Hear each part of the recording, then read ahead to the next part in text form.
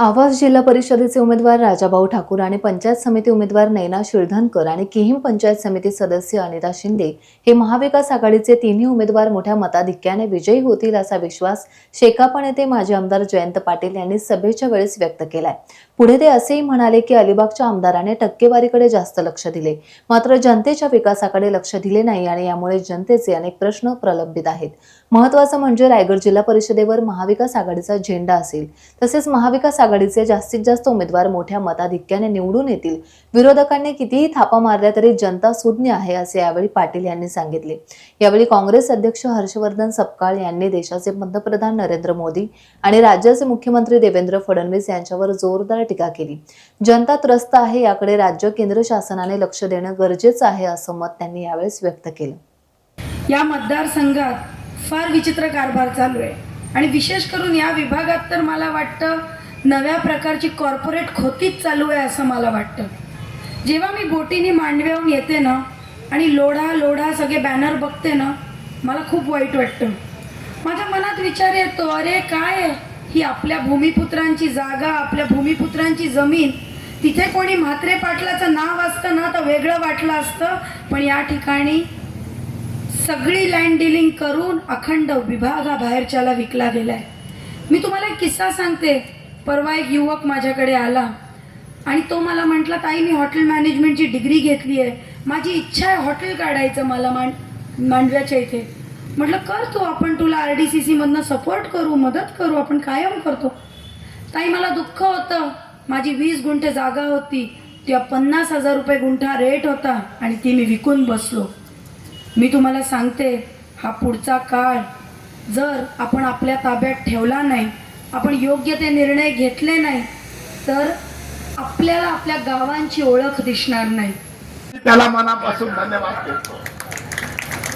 या ठिकाणी एकच गोष्ट आहे, या तालुक्यामध्ये ज्या पद्धतीचा टक्केवारीचा मोठी समस्या निर्माण झालेली आहे, सरकारच्या प्रत्येक कामामध्ये 20% घेतले जातात, नुसते 20% नाही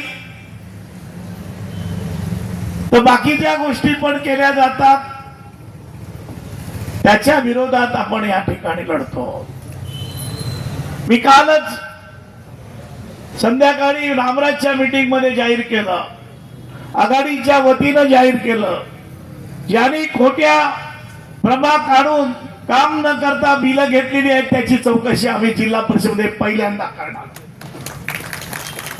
आमदार झाले, सर्वात पहिले गेले विलासरावांकडे। विलासरावांना जाऊन सांगितलं, मला माझ्या ग्रामीण भागामध्ये शिक्षणाची सोय नाही, माझ्या मुलांना, गोरगरीब आदिवासींच्या मुलांना, इथल्या गोरगरीब मुलांना अलिबागला नाही तर दुसरीकडे शिकायला जाते, त्या मुलांसाठी मला सर्वात पहिलं सिनियर कॉलेज चालू करून द्या।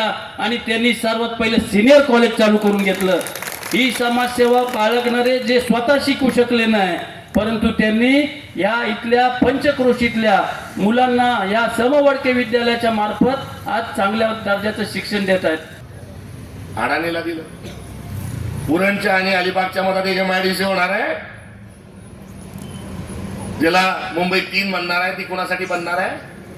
ती अडाणीसाठी बनणार आहे। तुमच्या थोडं खाली गेलं दापोलीला, तिथे बॉक्साईडची खाण आहे, कोणाला दिली आहे? माहित नसेल तर माहित नाही सांगा, माहित असेल तर सांगा। अत्यंत गंभीर बाब सांगतोय मी आपल्याला। दापोलीची खाण जी आहे ही अडाणीला दिली गेली आहे। राजापूरला आयर्न ओर सापडलंय, ते अडाणीला दिलंय। सिंधुदुर्गला आयर्न ओर सापडलंय, अंबानीला दिलंय। लगेच गोवा येतो, मग गोव्याला काय केलंय तर गोव्यापासून तर नागपूर पर्यंत म्हणजे सेंट्रल इंडिया पर्यंत एक शक्ती मार्ग नावाचा एक रस्ता काढणार आहे। आणि या शक्ती मार्गावर किती खर्च आहे? 88,000 कोटी रुपये। नवी मुंबई भाग 3, धूम 1 धूम 2, तसा मुंबई 1 मुंबई 2 मुंबई म्हणजे हराशी पूर्ण झाली। आता ही हराशी पूर्ण करून या ठिकाणच्या भूमिपुत्राला देशोधडीला लावण्याचं काम होणार आहे। या सगळ्याचा संदर्भ काय?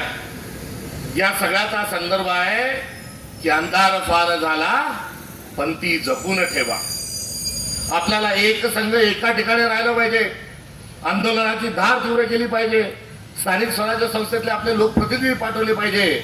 आणि हा भूमिपुत्रांचा लढा जो आहे हा राजाभाऊ आणि नयनाताई या समर्थपणे लढतील. याकरता यांच्या पाठीशी उभं राहण्याची भूमिका ही मताच्या स्वरूपातून आपल्याला घ्यायची आहे. हा जोगवा मागण्याकरता या ठिकाणी आम्ही आपल्यापर्यंत आलो. RCFच्या मध्ये स्थानिक भूमिपुत्रांना काही मोका नाही, काही चान्स नाही. तुमचा लोकप्रतिनिधी तुम्हाला विकून आणि त्याचा स्वतःचा स्वाभिमान विकून केव्हाच हम आपके है कोण हा चित्रपट गाजून निघून गेलेला आहे.